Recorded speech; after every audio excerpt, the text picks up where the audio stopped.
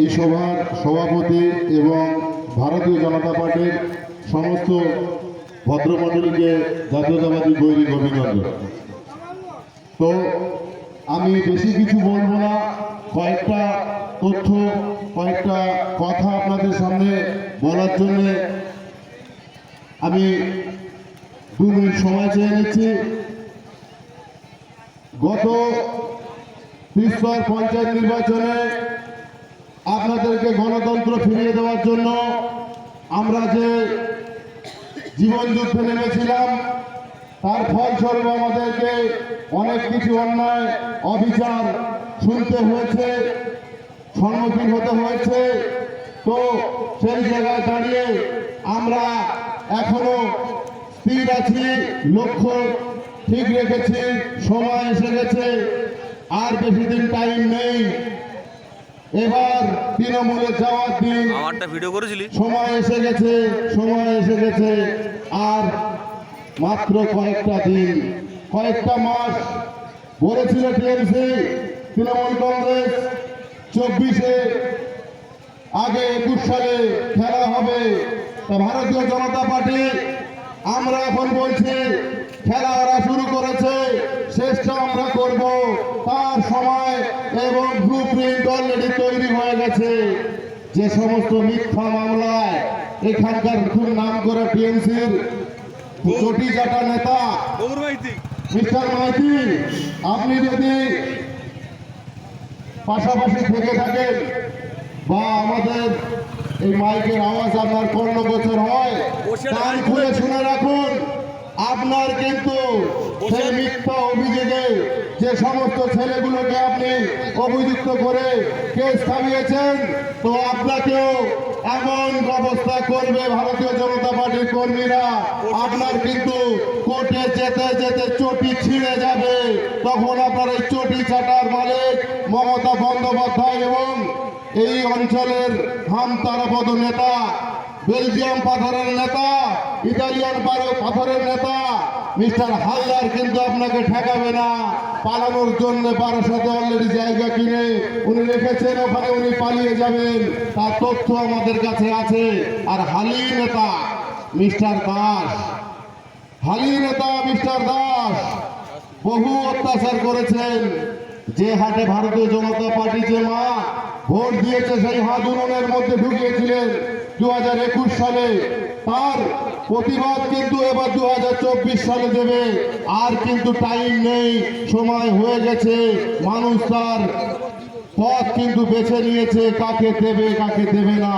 তো যতই আপনারা পথসভার নাম করে হুমকি দেন, চমকান, আর কোনো লাভ হবে না। মানুষ সিদ্ধান্ত নিয়ে নিয়েছে যে রাম রাজত্ব দরকার, রামকে ফিরিয়ে আনতে হবে, সুশাসনকে ফিরিয়ে আনতে হবে, সমাজ পরিবর্তন করতে হবে।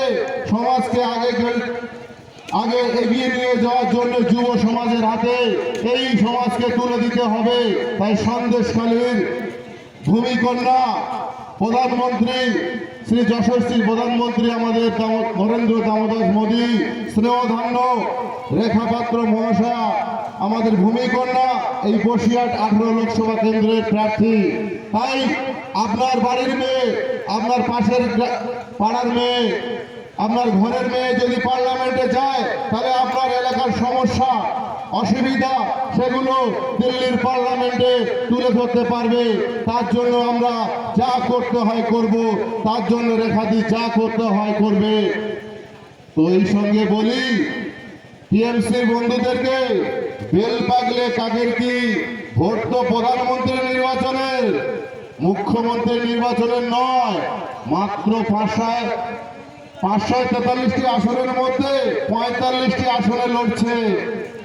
তাই জন্য বলছি টিএমসি-কে, বেল পাগলে কাকের কি। ধরে নেন আমরা 45-এ জিতেছেন, প্রধানমন্ত্রী কি হবে? গরুর গাড়ির হেডলাইট না, বহুত বড় বড় বাতারা এখানকার হালি নেতা মিস্টার মাইতি। আপনাকে আমরা যদি চটি না ছাড়াতে পারি তাহলে ভারতীয় জনতা পার্টির পক্ষ থেকে আমরা সসম্মানে রেজিগনেশন দেব। তো সময় হয়ে গেছে আপনাকে সেই জায়গায় পৌঁছানোর যার কথায় আপনি এই কাজগুলো করেছেন সেই তথ্য আমাদের কাছে আছে। ওনাকে নাকি অঞ্চল সভাপতি করবে বলে একটা প্রলোভন দিয়েছিল। এই ছেলেগুলোকে কেস করো, বাড়ির মহিলাদের বাড়ির মা বোনদেরকে নিয়ে মিথ্যা মামলা সাজিয়েছে সামান্য একটা পার্টির পদ পাওয়ার জন্য। পদ কি উনি পেয়েছেন? ওকে ব্যবহার করেছে। এখন ছেলে বৌমারা আলাদা করে দিয়েছে, কারণ মিথ্যা মামলা নিজের বাড়ির মহিলা বাড়ির মা বোনেরাও পছন্দ করেনি, যে কারণ এই ছেলেগুলোর কোনো অপরাধ করেনি, কোনো অন্যায় করেনি, তাদের মিথ্যা মামলায় জড়িয়ে এদের আগামী রাজনৈতিক জীবনটা নষ্ট করার চেষ্টা করেছিল, কিন্তু পারেনি। ভারতীয় জনতা পার্টি পারে এই সমস্ত দুর্বৃত্তদের উদ্ধার করে উৎখাত করে বঙ্গোপসাগরে নিক্ষেপ করে ফেলতে। তাই আগামী 1 জুন আসছে দিন, পদ্ম ফুলে ভোট দিন। বাড়ির মেয়ে, গ্রামের মেয়ে, গায়ের মেয়ে মাননীয় প্রধানমন্ত্রী আশীর্বাদ ধন্যা মেয়ে রেখা পাত্র মহাশয়কে বিপুল ভোটে ভোট দিয়ে জয়যুক্ত করবেন। এই বলে আমার সংক্ষিপ্ত বক্তব্য শেষ করছি। জয় শ্রীরাম, জয় শ্রীরাম। ভারত